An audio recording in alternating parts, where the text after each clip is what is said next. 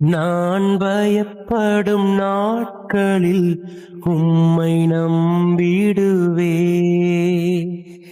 இந்நச்சத்தின் நேரத்தில் உம்மை சார்ந்து கொள்வே.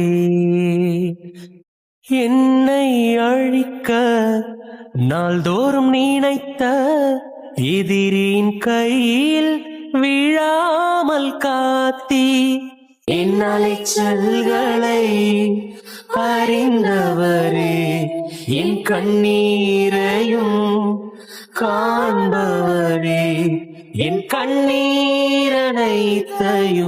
துருத்தியில் வைத்தவரே, என் கண்ணீரை எல்லாம் கணக்கில் வைத்தவரே. உங்களை ரொம்ப அசுத்தமா திட்டாங்க, உங்களை கேவலமா பேசிட்டாங்க, உங்களை 10 பேருக்கு முன்னாடி அவமானப்படுத்திட்டாங்க, உங்களை செய்யாத தவறுக்காக அவமானப்படுத்திட்டாங்க. இப்போ நீங்க யோசிச்சு என்ன பிரயோஜனம்? யோசிச்ச உடனே கவலைப்பட்டு நீங்க சிக்கான உடனே அவங்க வந்து ஐயோ சிஸ்டர் நான் தெரியாம சொல்லிட்டேன் மன்னிச்சிருங்க அப்படின்னு சொல்ல போறாங்க. இல்ல இல்ல, என்ன சொல்லுவாங்க தெரியுமா? நான் சொன்னது உண்மை, நான் சொன்னதுனாலதான் பாரு அவன் எப்படி ஆயிட்டான், இப்ப அவன் பாரு எப்படி ஆயிட்டான். அப்போ இன்னும் அவங்க சொன்னது நிரூபிக்க தான் படும். ஆனா அதே நேரத்துல அவங்க சொன்ன வார்த்தையை மனசுலயே எடுத்துக்காம காதுலயே கேட்காம யோசேப்புக்கு விரோதமாய் அவன் தப்பு செஞ்சான்ற போய் சுற்றம் சாட்டினாரு. ஆனா வேதம் சொல்லுது யோசேப்பு அதை குறிச்சு ஒண்ணுமே யோசிக்கல. சரி பரவாயில்ல, ஆண்டவர் நம்மள சிறைச்சாலையில கொண்டு போறதுக்கு கூட ஒரு காரணம் இருக்குது.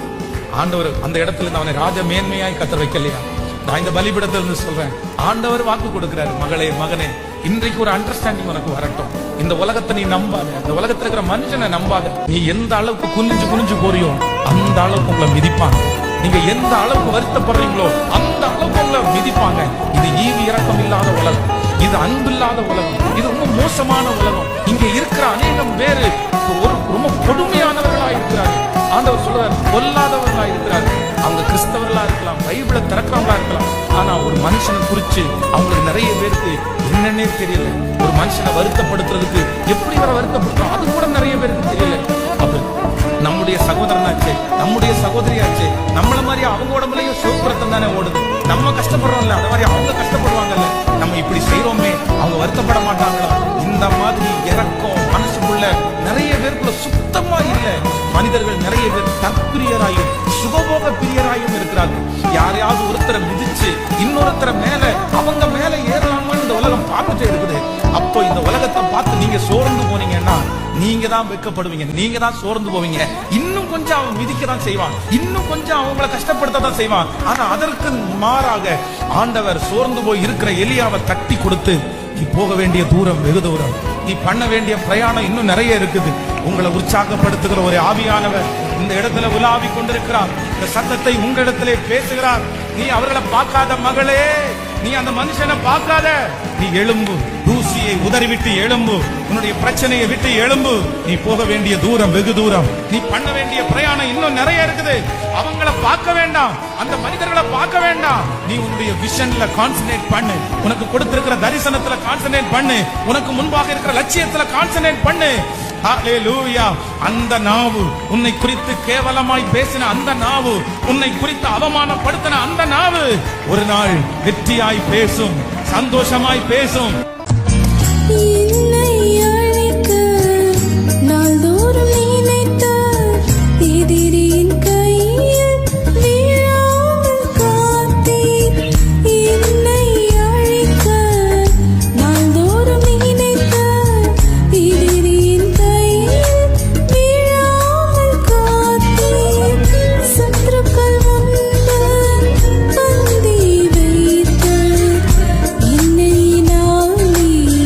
I've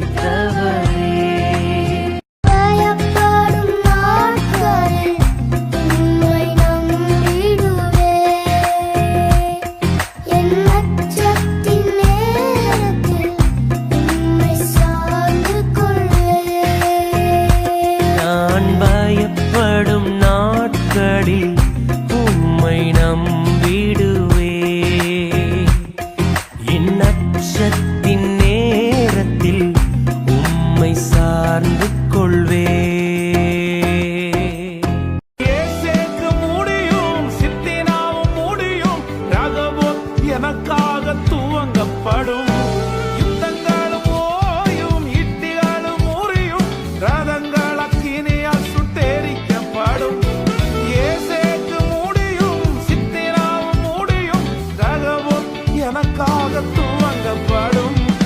எதிர்ப்பவர் என்றும் எனக்கு இல்லை, வழக்காடுவோர் இனி எவரும் இல்லை.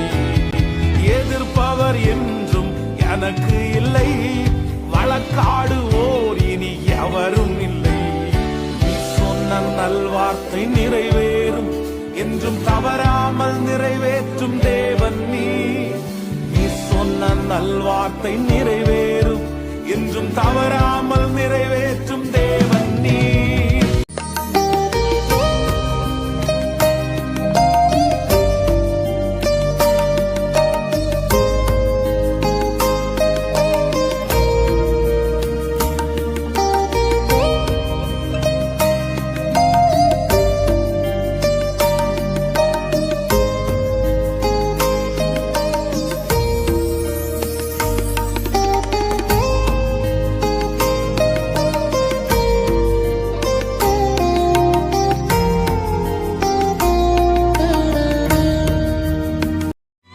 சொந்தம் பந்தங்கள் சொல்லால் கொல்லலாம், சொந்தம் பந்தங்கள் சொல்லால் கொல்லலாம்.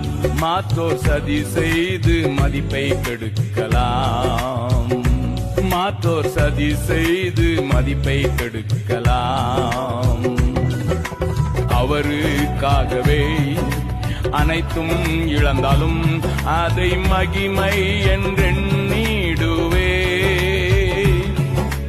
அவருக்காகவே அனைத்தும் இழந்தாலும் அதை மகிமை என்றெண்ண